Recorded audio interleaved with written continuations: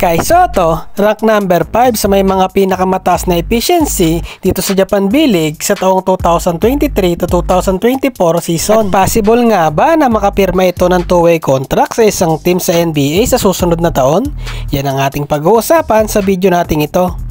Sa latest update nga ng Japan B-League sa kanilang statistics ay makikita natin na number 5 na si Kai Sotto dito sa ranking sa mga may pinakamataas na efficiency. At isa nga sa mapapansin natin dito ay nag-iisa nga siyang Asian import na nahalo dito. At makikita nga rin natin dito sa top 15 ay nag-iisang local player si Yuki Kawamura na napasama rito. The rest ay puro world imports na.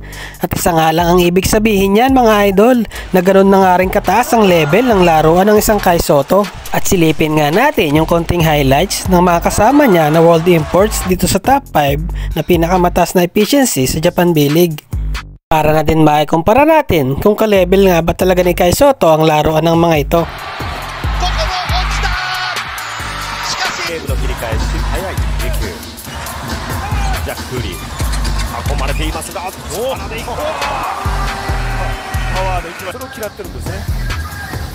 今回やっぱり、両ヘッドコーチのとこなんですね。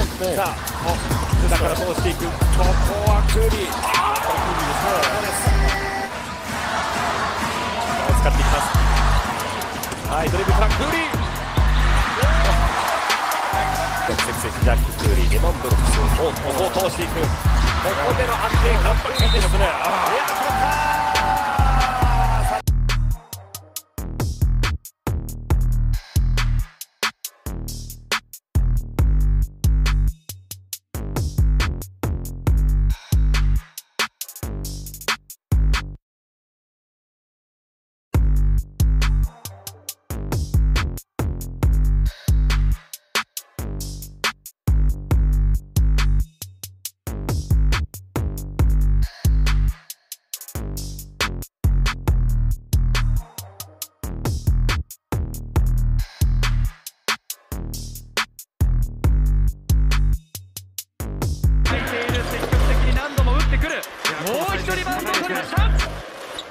そしてねじ込んだセバスチャン・サイズ。今のもタイムですね。これが先ほどしっかり守れた東京です。打開策はどうか島根。下をパス通したんですが最終的には東京です。リバウンド東京。選手いいオフェンス今のですね。坂部はスリーポイントを選択しました。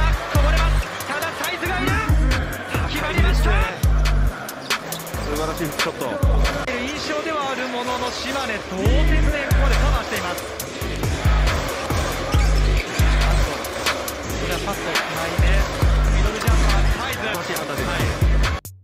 今の1点取っていきたいですよね。さあここムーニーついて決めていく決めてきてパスを作ってシュートを放っていると。さあ富樫からムーニー。さあムーニーオープンから決めムーニーから富樫。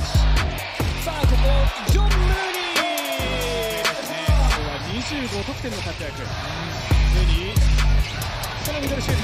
スリーの形。はいゾーンに来てますね。さあこれエルボーからの。Kahit sa murang edad ni Kai Sotto na 21, alam natin na kayang tapatan at makapagsabayan ni Kai Sotto sa apat na yan. At possible nga ba na may isang NBA team na may magpapirma dito kay Kai Sotto as a two-way contract sa susunod na taon? Well, hindi naman masamang mangarap para dito sa ating pambato na si Kai Sotto, lalong-lalo nga ngayon na sa ganda ng kanyang ipinapakita dito sa Japan B-League. At kung matatapos niya nga itong regular season ng Japan B-League na may consistent stats sa double-double ay hindi malabo or hindi tayo magugulat na may isang NBA team na kukuha rito.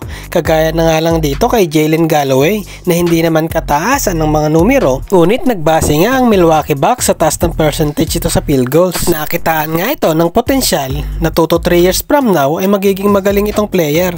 Nakagaya ni Kai Sotto na napakabata pa na pwedeng-pwede muna nilang i-develop sa kanilang affiliated team dito sa G-League. Lalong-lalo nga ngayon na nakaplano itong maglaro dito sa Summer League sa NBA at magiging maganda nga ang background nito dahil sa ganda nga ng nilalaro nito dito sa Japan B-League.